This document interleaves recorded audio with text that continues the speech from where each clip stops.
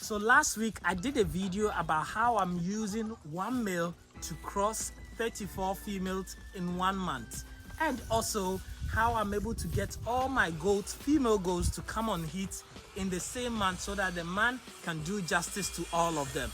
Of course, when I posted this video, a lot of the bookworm people came back and attacked me that it is not possible, this cannot be done, goat is this, goat is that. I backed up. I don't have an agric degree. Everything I know is by experience. I have dedicated 5 years of my life into goat farming and learning everything by doing. I understand some of you have gone to the best schools and have the best degrees and so on. Guys, your knowledge is good. We need that. But we are the farmers. We are on the ground. And that's why I'm doing this video today. Because all these goats here gave birth in 1 week, within a span of 1 week. Tell me, how is that possible? That's a question from a farmer to you, the bookworm. Write your comment below and let me know, how do I get all these goats give birth in 1 week if I did not do natural synchronization? That is a question for you.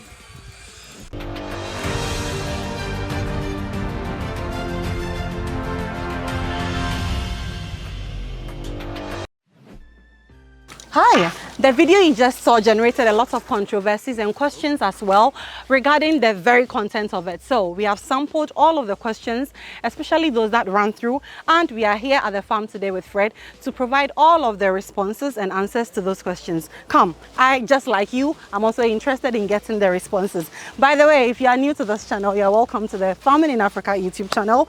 We love the livestock industry and are on a passionate quest to revolutionize it. Hi Fred!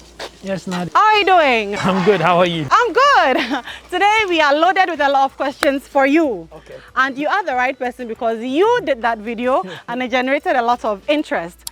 I watched the video on natural synchronization. Okay. I know the word is a bit big and all of that, yes, but the very first question that ran through a lot was, how would we know when a goat is on heat? What are the signs we would see to know that, first of all, before we synchronize, this goat is in the right time for that? Yes. So you don't identify a goat that is on heat before you synchronize. The word synchronization is you actually provoking the heat. I see. Right. So you're synchronizing the female goat with the male. So you don't need to identify whether the goat is on heat or not before you do natural synchronization. You can start at any time, any time frame of the animal. Yes, as far as the animal, number one, is not pregnant. Number two, hasn't just given birth. Oh, okay, sure. Right, so that's the only time you can't. And as far as the animal is also healthy, yes, right, because if it's sick, it's not going to work. So as far as the animal is healthy, not pregnant, it's not breastfeeding like within a short time, then yes, you can do that. Because we were thinking you meant that the animal has to be ovulating before we attempt this natural synchronization. No. And that's why we're asking, how do we know this animal is ovulating? That's not how it works. I love your answer, but I would still want to have some knowledge. Sure. Just teach us today, what are some of the signs to detect that an animal is on heat, a goat is on heat? Yeah. So I guess it's just a behavior that you observe, right? So again, depending on how your pens are structured, if you come to our farm, we have a male pen next to a female pen. Yes. Right. So we observed how the female is behaving towards the male, and that should be able to tell. The females wing their tail a lot. They wing their tail a lot. Okay, I was going to say be more explicit today. It's a biology class. Yes, they definitely will be winging their tail, and they will. If the male on this side, they will rather bring their butt more towards the net. I see. So you see that the female is isolated next to this pen, trying to get the attention of the male. And definitely the male, we always respond. That's one thing. We never fail. So you guys don't have any ovulation period? We always respond. We never fail. You're always ready. Are there any discharges, any bodily things to look out for aside the behavioral signs you've just given? I think some females will give you a discharge, but normally no. Okay. I think what I would see is a swelling around the genital organ, but some wouldn't. Discharge mostly come when they're about to give birth. Wow. Don't eat my clothes. We are the farm, guys. Yes. So it's mostly swollen. Yeah. That should also give you a sign, and then they will make a lot of noise. And don't forget, it is a very short period, even less than 48 hours. So it's just a day and a few hours that Yes. they come on heat. So when that I see. when it's within that period, Yeah. you will see all the signs from both a male, if there is a male by, and then from the female as well, to be able to detect. Yeah. Then I really love your first response that the natural synchronization doesn't have to get them in the ovulation time. No. Because then if a farmer is not there with them 24/7, you will miss that window, right? Yes, you will miss. Unless you are Wow. artificially doing it. Unless you're artificially Yes, so doing it. there's an artificial way of getting all your goats on heat at the same period. I see. Yes, yes, Is it via an injection? Yes, it's via human injection. You induce it? Yes. I see. Thank you for that. You're welcome. There is also something very controversial you said, and I'm going to ask you the logic behind that. So guys, Fred, you heard him in the video say that here at the farm, you would usually do 1 male to 34 females. And you even mentioned, which is more controversial, that some people do 50, 60. And people came in the comment section and it was wow, wow, wow. Yeah. Fred, why 1 is to 34? What's the logic behind that for you? Yes, I Yes. think the logic behind that is every offspring that you're going to get. And come, let's go to maybe our kidding pen. Okay. I will call it. You see, we have a lot of kids here, Yes. but they are all not the same, No. right? So all these kids were crossed by maybe different males. At the end of the Okay. day, the outcome of the kids is 50% of the male, 50% of the females. Yes. Yes. And as a farmer, you normally have more females. So if I have 10 females, Yes. all the kids I'm going to get in that season, 50% of them is going to be the male. The male's characteristics, the male's futures. Yes. And therefore, it is very important that once I have one quality male, that male is the one that does all the job. Okay. Because if that male is quality and I like its futures, Yeah. I want all the offsprings I'm going to have 50% to have that Those future. features of that male. So I wouldn't throw other males in. So during your breeding season, you go Yeah. into your flock and you look at which one is the most healthiest male, Wow. which male has the most structures that you want and all of those details. Yes. And you pick that male and you introduce it to your flock. Fred, isn't this discrimination? Because you're feeding, 10 males at your farm? Yes. And breeding season, you go in there and you're like, this guy is the one winning for today. I could ask the same of you. How? Why? Please let me know. You also were in a classroom or in the world with so many men, but you chose one man. Is this fair? No, but as a farmer, I am looking at the effort you are putting in to feed every animal I on bet the you were farm. also looking for some qualities. Oh, the dynamics are different. No, they are not. They are not. Guys, let me know in the comment section, but I don't think they are. You're looking for financial security, emotional security. You're even thinking about how your kids are going to look. That is important. Yes, exactly. Okay, guys, I give up. At this point, I give up. But then that brings me to the point or the fact that if your males are such that you don't like the genetic traits you are seeing, then sell them off. Yes. You can sell them off, or maybe sometimes too it's about age. Okay. Right? And yeah. sometimes too it could be so many things. I can decide to introduce a West African dwarf male to this goat just to build resistance. So sometimes it's even for health reasons. So For there health could be reasons. so many reasons why you choose a specific male. I have a Sanin goat that I can introduce to one of the Boas or Kalaharis because I want the mom to start the kids, the female ones to start bearing big boobs and produce enough milk. I see. So to wrap up this particular question, why you were very specific? Why 34 and not 20, 15, 50 or 60? Why 34? I think in that season we divided our females into two groups, and we actually did a 34-30. Okay. And then we breeded them in 2 months. So the male, one male was to 34 and another male was about 30, and they were all crossed in the same month. I see. Yeah. So we're doing 2 different breeding seasons. After that month, how was the male? Had they lost weight? How was it? Obviously, it will, because I it will, knew it will, it will work.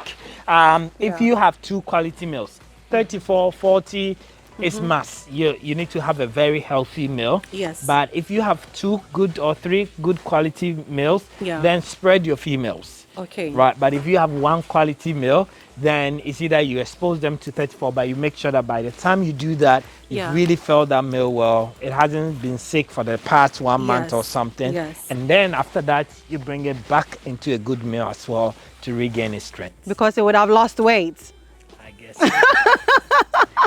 And just to be clear, the 1:34, you keep the male and the 34 females in one pen for 1 month. Yes. Why 1 month? Because if they come on heat for, let's say, 48 hours, why 1 month? Just explain it there. So what is going to happen is, once the male is in the pen, different females are going to respond at different times. Yes. Right. So first one might respond today.